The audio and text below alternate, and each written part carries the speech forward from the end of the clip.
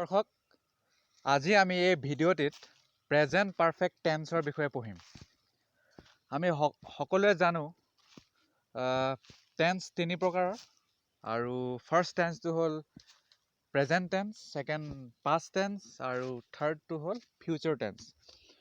আৰু প্ৰেজেন্ট টেন্সৰ চাৰিটা ভাগ থাকে। দুটাটো আমি অলৰেডি ডিছকাছ কৰিলোঁ, সেইটো হ'ল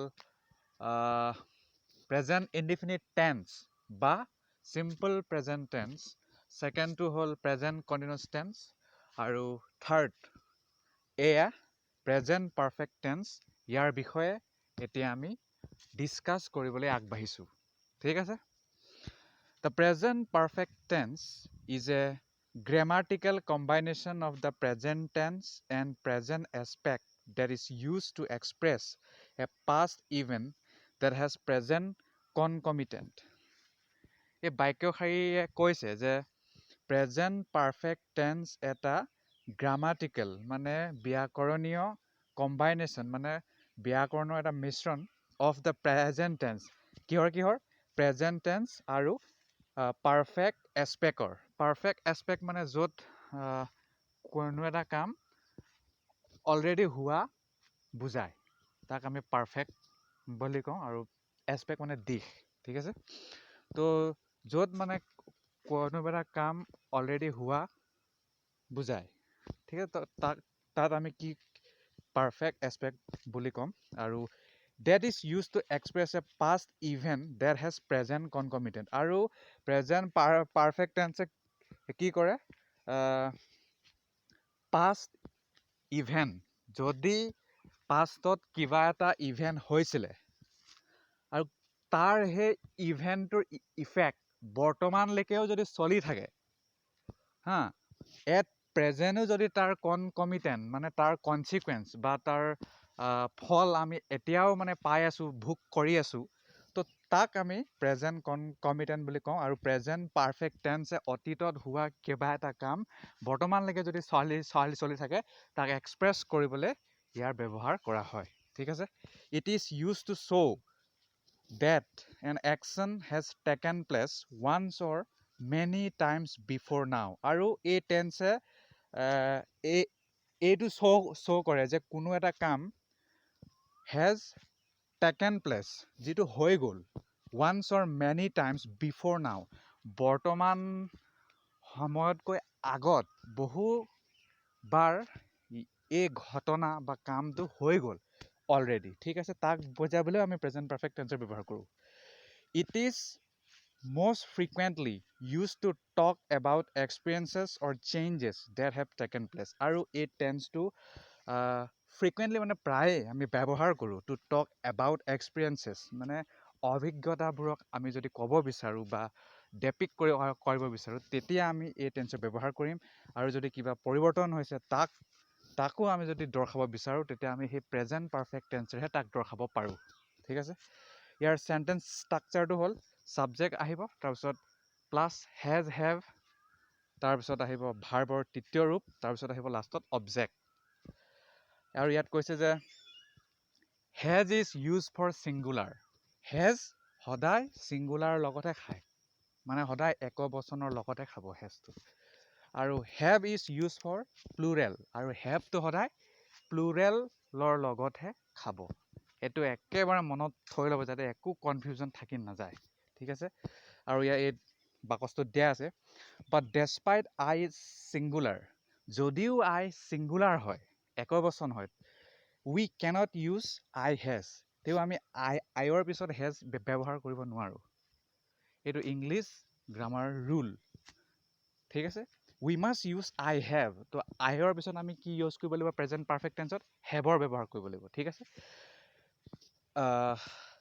ঠিক আছে। while writing and talking, যেতিয়া আমি কথা কওঁ বা লিখোঁ, তেতিয়া আমি আইৰ পিছত হেভৰ ব্যৱহাৰহে কৰিব লাগিব প্ৰেজেন্ট পাৰফেক্ট টেন্সত। ঠিক আছে। আৰু এইটো it is also' applied on you, your পিছতো কিন্তু ইউ হেজ আমি লিখিব নোৱাৰোঁ প্ৰেজেন্ট পাৰফেক্ট টেন্সত। তাত আমি কি লিখিব লাগিব? ইউ হেভ লিখিব লাগিব। ঠিক আছে। এতিয়া আমি golden rules of present perfect টেন্সৰ বিষয়ে পঢ়োঁ। মানে কিছুমান ৰুল আছে প্ৰেজেন্ট পাৰফেক্ট টেন্সৰ, আমি সেইটো ফ'ল' কৰিবই লাগিব।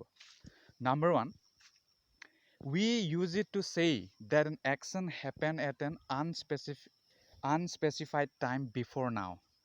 আমি এই টেন্সৰ ব্যৱহাৰ কৰোঁ কোনো এটা কাম যদি হৈছে ঘটিছে এট এন আনস্পেচিফাইড টাইম, কোনো এটা অনিৰ্ধাৰিত সময়ত যদি কোনো এটা কাম ঘটিত হৈছে তাক বৰ্ণনা কৰিবলৈ আমি প্ৰেজেণ্ট পাৰফেক্ট টেন্সৰ সহায় ল'ম। ঠিক আছে, clear? The exact time is not important. আৰু সঠিক একজেক্ট কেতিয়া হৈছিলে সেইটো কিন্তু প্ৰেজেণ্ট পাৰফেক্ট টেন্সত সেই টাইমটো কিন্তু লিখিব নালাগে বা সেইটো ইম্পৰ্টেণ্ট নহয়। The exact time is not important. We cannot use the present perfect with specific time expressions such as yesterday, 1 year ago, last week.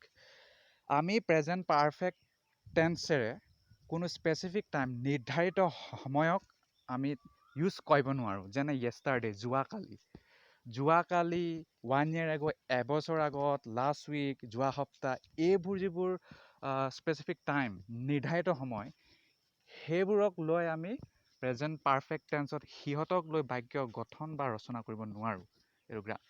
এইটো কি হ'লে যাব, এইটো পাষ্ট টেন্সলৈ যাব আৰু পাষ্ট টেন্সৰ বিষয়ে আমি পিছত পঢ়িম। ঠিক আছে, we have to use present perfect with unspecific expressions. আমি অনিৰ্ধাৰিত বস্তু বা ঘটনাক এক্সপ্ৰেছ কৰিবলৈহে প্ৰেজেণ্ট পাৰফেক্ট টেন্সৰ ব্যৱহাৰ কৰিম।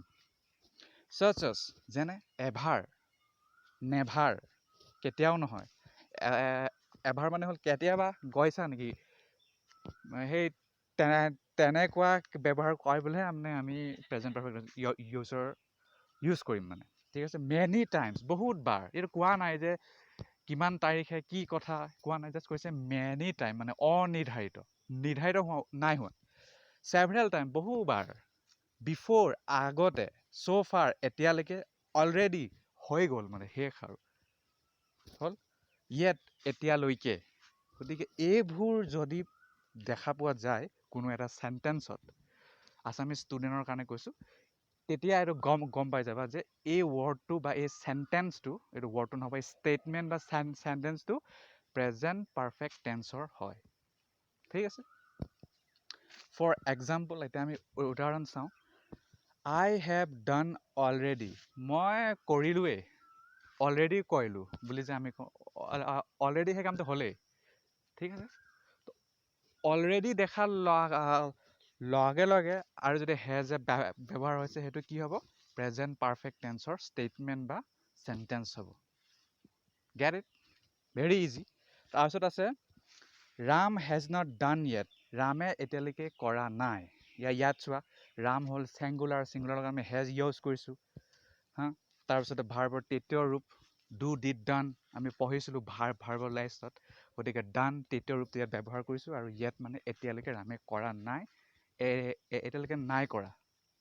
ঠিক, নাই কৰা কামটো কিন্তু সম্পূৰ্ণ হৈ গ'ল, সেইটো কাৰণে প্ৰেজেণ্ট পাৰফেক্ট টেন্স ইয়াত ব্যৱহৃত হৈছে। তাৰপিছত কি আছে থাৰ্ডটো, teachers have taught that lesson several time. Teachers বুলি কোৱাৰ লগে লগে এইটো প্লুৰেল হৈ গ'ল, বহু বচন। গতিকে ইয়াত হেজ নাখাব, হেভ খাব। টিচাৰ্ছ হেভ টট, টিচ, টট, এইটো মই হয়তো দিয়া নাই ভাৰ্ব লিষ্টত, এইটো মই বনাম video' in our next classes তেতিয়া। আৰু গতিকে টিচ, টট, হেভৰ পিছত তৃতীয় ৰূপটো খোৱালোঁ। Teachers have taught that lesson, সেই লেচনটো বা সেই পাঠ্যক্ৰম লেচনটোত কি বুলি কয় পাহৰিছোঁ অসমীয়াত, সেইটো আপোনালোকে নিজে চাই ল'ব। গতিকে সেই লেচন বহুবাৰ সেই শিক্ষকে পঢ়াইছে বুলি কৈছে। ঠিক আছে, বহুবাৰ মানে পঢ়োৱা হৈ গ'ল অলৰেডি। ছেভেৰেল টাইম বুলি যে দিয়া আছে সেইটো আনস্পেচিফিক টাইম, কোৱা নাই যে কোনটো সময়ত পঢ়ালে। ঠিক আছে, গতিকে সেইকাৰণে আমি ইয়াত প্ৰেজেণ্ট পাৰফেক্ট টেন্সৰ ব্যৱহাৰ কৰিম। হ'ল। তাৰপিছত 2 নম্বৰ, আনস্পেচিফাইড টাইম, অনিৰ্দিষ্ট মানে যিটো মানে অনিৰ্ধাৰিত টাইম, সময়। Unspecified time can be very confusing to English learners. আৰু আনস্পেচিফিক টাইম বুলি কৈ দিয়াৰ লগে লগে নতুন যোনে ইংলিছ শিকিছে সিহঁতৰ বাবে কিন্তু অলপ জটিল হৈ পৰে বুলি কৈছে। So' we must break it into some parts. সেইবাবে আমি সৰু সৰু ভাগত, কিছুমান ভাগত বিভক্ত কৰি ইয়াৰ ব্যৱহাৰ বিষয়ে পঢ়োঁ আহক। ঠিক আছে, Number A, to describe our experience, we can also use it to say that we have never had a certain experience. যদি আমি আমাৰ অভিজ্ঞতাবোৰ প্ৰকাশ কৰিব বিচাৰোঁ তেতিয়া আমি প্ৰেজেণ্ট পাৰফেক্ট টেন্সৰ ব্যৱহাৰ কৰিম. We can also use it to say that we have never had a certain experience.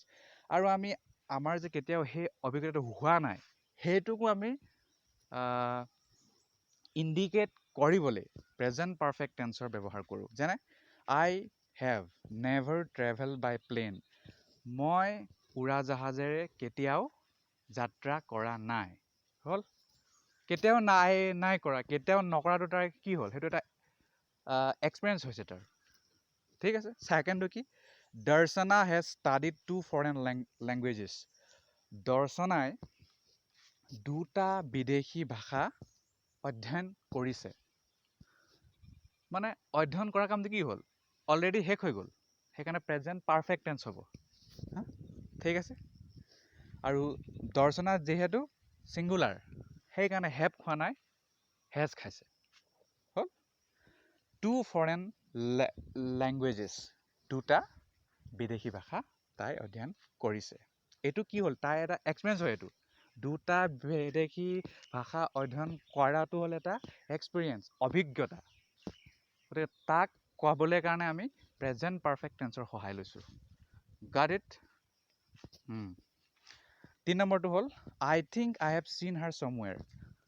মোৰ বোধ হয় I think বা মই ভাবোঁ I have seen her somewhere. মই তাইক ক'ৰবাত দেখিছোঁ. এই দেখাটো যে মই যে তাইক ক'ৰবাত দেখিছোঁ সেইটো এটা কি হ'ল অভিজ্ঞতা. ক'ত দেখিছোঁ কেতিয়া দেখিছোঁ একো কোৱা নাই. আনস্পেচিফাইড টাইম. ঠিক আছে. তো সেইটো আমি প্ৰকাশ কৰিবলৈও প্ৰেজেণ্ট পাৰফেক্ট টেন্সৰ ব্যৱহাৰ কৰিম. ঠিক আছে. ক্লিয়াৰ? তাৰপিছত কৈছে আমাৰ use of have been. Present perfect টেন্সত আমি হেভ বিনৰো ব্যৱহাৰ কৰোঁ. ঠিক আছে. Use of have been to express our experience. It can be affirmative or negative. Have বিনটো যেতিয়া আমি ব্যৱহাৰ কৰিম প্ৰেজেণ্ট পাৰফেক্ট টেন্সত তেতিয়া সেইটো সেই বাক্যটো বা সেই ষ্টেটমেণ্টটো নেগেটিভো হ'ব পাৰে আৰু পজিটিভো হ'ব পাৰে.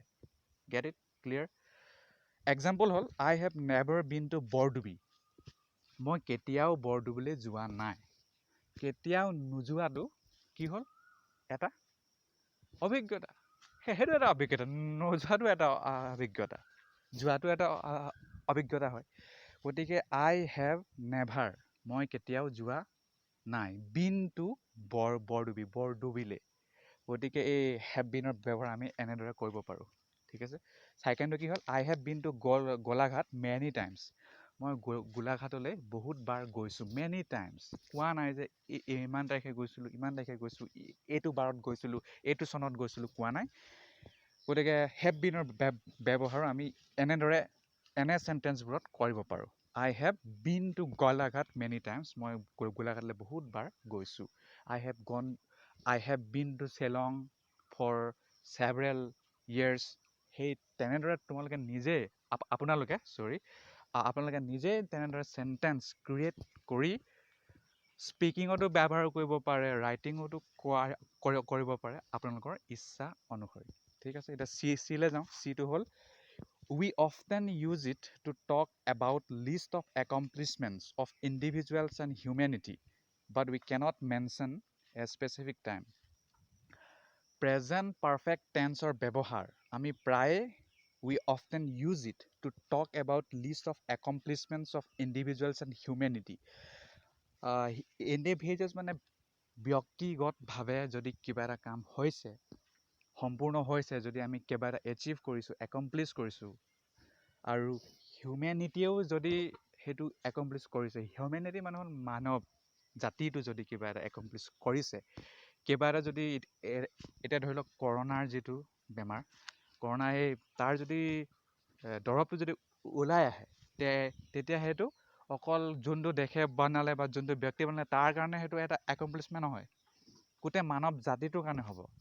তো তাতো আমি প্ৰেজেণ্ট পাৰফেক্ট টেন্সৰ কৰিম ব্যৱহাৰ. ঠিক আছে.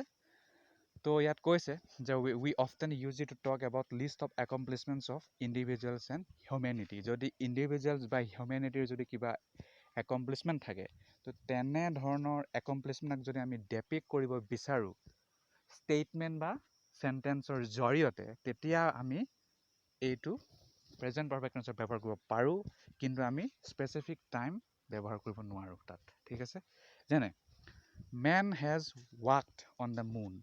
মানুহে, ইয়াত মেন বুলি ইয়াত কোনো এটা জেণ্ডাৰ স্পেচিফিক মই কোৱা নাই, কাৰণ মেন বুলি ক'লে এতিয়া গোটেই মানৱ জাতিয়ে আহি পৰে। ঠিক আছে, সেইকাৰণে ইয়াত ফেমিনিজমটো নাহে। Men has walk on the moon. মানুহে মুনৰ ওপৰত খোজ কাঢ়িছে। মানুহে মুনৰ ওপৰত খোজ কাঢ়িছে বুলি কোৱা লগে লগে সেইটো এটা দেশৰ কাৰণে গৌৰৱৰ কথা নহয়, সেইটো গোটেই হিউমেনিটিৰ কাৰণে ভাল কথা। তেনেধৰণৰ এক্সপ্ৰেশ্যনক যদি আমি ব্যক্ত কৰিব বিচাৰোঁ, তেতিয়া আমি প্ৰেজেণ্ট পাৰফেক্ট টেন্সৰ ব্যৱহাৰ কৰিম। মেন হেজ ৱাকড অন দ্য মুন। ইয়াত মেনটো কেলৈ চেংগুলাৰ হ'ল? মেনটো এইকাৰণে চেংগুলাৰ হ'ল কাৰণ এইটো মানে গোটেই মানৱ জাতিটোক কৈছে, এজনক কোৱা নাই, গোটেই মানৱ জাতিটোক। আৰু যদি কোনো এটা এনেকৈ গ্ৰুপক কওঁ, তো গ্ৰুপটো সদায় ছিংগুলাৰ হয়। যদি কিবা এটা ফ্ৰেজ হয়, সেই ফ্ৰেজটো বহুত মানুহৰ কথা ক'লেও সেইটো যদি তাক আমি ছিংগুলাৰ হিচাপেহে ব্যৱহাৰ কৰিম। ছেকেণ্ড হ'ল আৱাৰ ডাটাৰ হেজ লাৰ্ণড হাউ টু কুক। আমাৰ জীয়েক মানে আমাৰ জীয়ৰী কেনেকৈ ৰান্ধিব লাগে শিকিলে। শিকাৰ কামটো শেষ হৈ গ'ল। গতিকে এই কামটো হয়তো মানৱ জাতিৰ কাৰণে নহ'ব পাৰে, কিন্তু এজন ব্যক্তিৰ কাৰণে এইটো এটা একমপ্লিছমেণ্ট।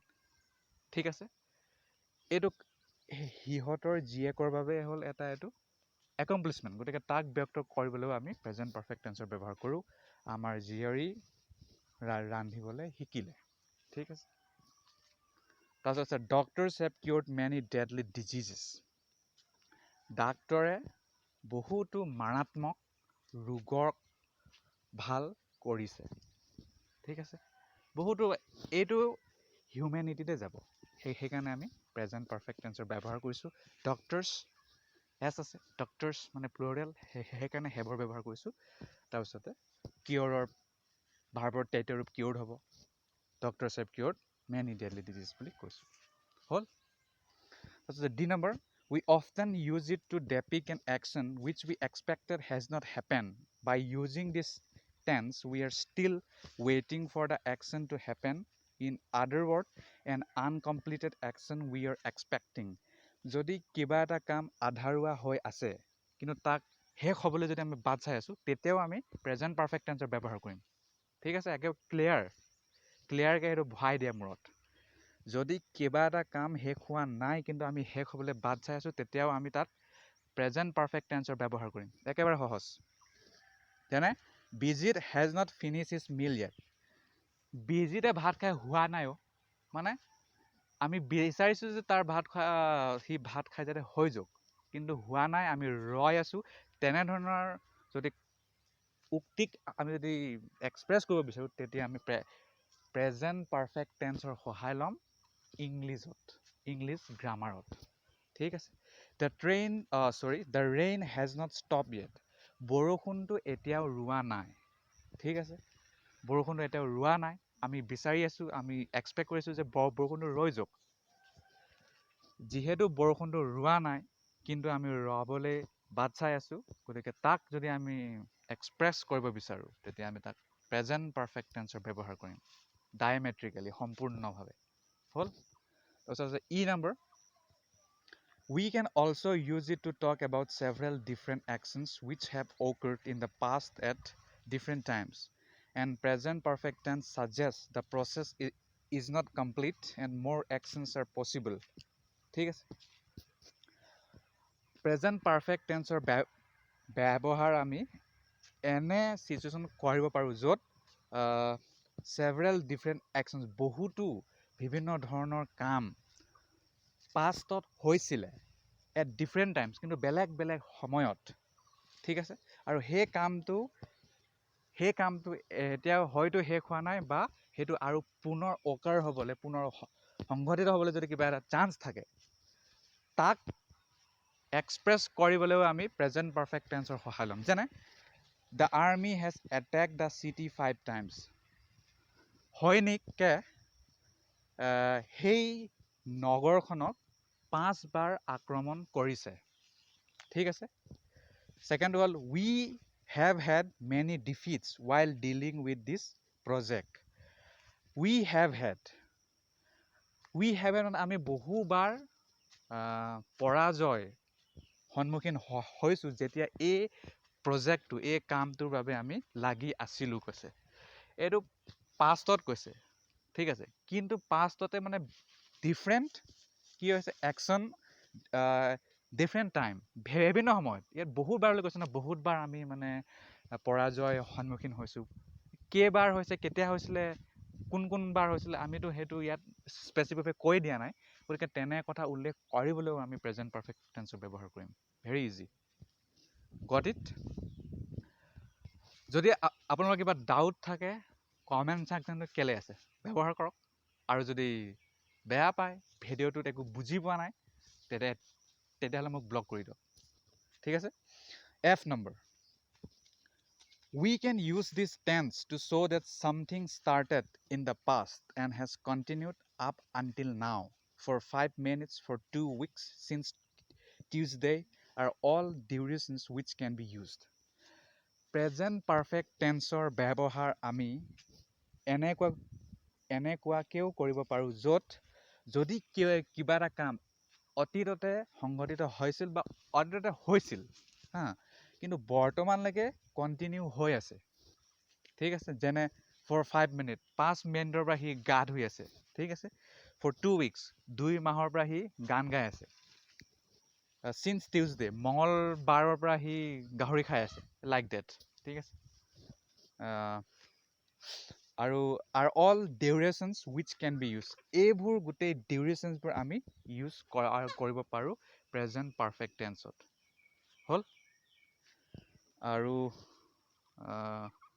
এই গাহৰি খোৱাটো যে ক'লোঁ সেইটোক মই কোনো ধৰ্ম স্পেচিফিক কোৱা নাই গতিকে সেইটো মাইণ্ড নকৰিব ঠিক আছে সেইটো জাষ্ট আমি যিহেতু ট্ৰাইবেল মানুহ এইটো ইউজ কৰোঁ সেইবাবে মই কৈ পালোঁ আৰু ইয়াৰ উদাহৰণটো হ'ল Sukanya has love chocolate since she was a little girl সুকন্যাই চকলেট ভাল পায় একেবাৰে সৰু অৱস্থাৰে পৰা মানে সুকন্যা যেতিয়া সৰু হৈ আছিল ঠিক আছে তাহানিৰ পৰাই তাই চকলেট খাই ভাল পায় সেই সৰু কালৰ পৰাই যে তাই এতিয়ালৈকে ভাল পাই আছে চকলেট মানে কামটো অতীততে হৈছিল কিন্তু এতিয়ালৈকে আছে চলি তো তেনেধৰণৰ কথা বুজাবলৈ দৰ্শাবলৈ আমি প্ৰেজেণ্ট পাৰফেক্ট টেন্সৰ ব্যৱহাৰ কৰিম ভেৰি ইজি হ'ল গতিকে আজিৰ ক্লাছ ইমানে হয়তো ভিডিঅ' দীঘল হ'ল যদি ভাল পাইছে ভিডিঅ'টো আনক শ্বেয়াৰ কৰক তেওঁলোকেও উপকৃত হ'ব যদি বেয়া পাইছে ডিছলাইক কৰক